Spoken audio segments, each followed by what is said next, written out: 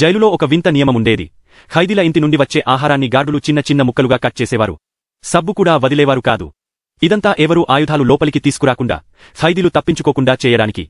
కాని జాక్ అనే ఖైదీ తప్పించుకోవడంలో నిపుణుడు. అతను ఒక చెంచాతో నేలపై టైల్స్ తొలగించి, అక్కడ దాచిన ఒక చిన్న అద్దాన్ని తీశాడు. ఆ అద్దాన్ని సున్నితంగా పగలగొట్టి, ఒక మంచి ముక్కను వేరుచేశాడు. మిగిలిన ముక్కలను కాగితంలో చుట్టి టాయిలెట్లో విసిరేశాడు. అప్పుడే గార్డులు అకస్మాత్తుగా గది తనిఖీ చేయడానికి వచ్చారు.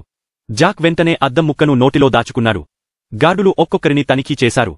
తనిఖీ అయిపోయిన వారు గది బయట నిలబడ్డారు.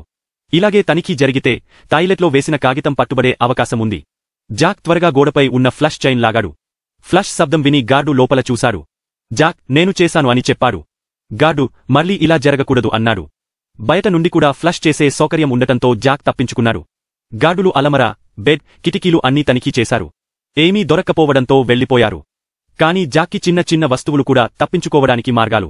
అతను అద్దం ముక్కను దారంతో టూత్బ్రష్కి కట్టాడు. ఇప్పుడు అతని వద్ద ఒక సరైన సాధనం ఉంది. దాన్ని గది తలుపు రంధ్రం నుండి బయటకు తీసి, గార్డుల ప్రతి కదలికను గమనించగలిగాడు. తర్వాత అతను ఫోల్డింగ్ బెడ్ కాళ్లను తీసి, చేతితో బరువు పరీక్షించాడు. బరువు సరిగ్గా ఉంది, ఇది సుత్తిలా పనిచేస్తుంది. ఆపై గది మూలలో ఉన్న కార్డ్బోర్డ్ను తొలగించి 5 చెక్క పలకలను తీశాడు. కింద గట్టి కాంక్రీట్ ఉంది. జాక్ సుత్తితో కొట్టడం మొదలుపెట్టాడు. శబ్దం ఎక్కువగా ఉంది. గార్డులు వినేస్తారేమోనని భయపడ్డాడు. కాని జాక్ ముందే అన్నీ ఆలోచించాడు. ఆ రోజు ఎదురుగా ఉన్న గదిలో టాయిలెట్ రిపేర్ జరుగుతోంది.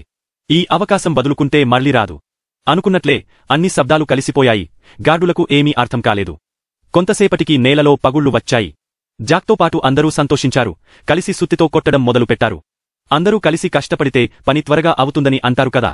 5 ఖైదీలు కలిసి చిన్న రంధ్రాన్ని పెద్దది చేశారు. జాక్ ఒక కాగితాన్ని మండించి రంధ్రంలో వేశాడు. మంట ఆడింది. అంటే సొరంగంలో గాలి ఉంది. కానీ ఈ మార్గం ఎక్కడికి వెళ్తుందో ఎవరికీ తెలియదు. వారు విరిగిన మట్టిని, కాంక్రీట్ను ఆ రంధ్రంలోనే వేసి కప్పేశారు.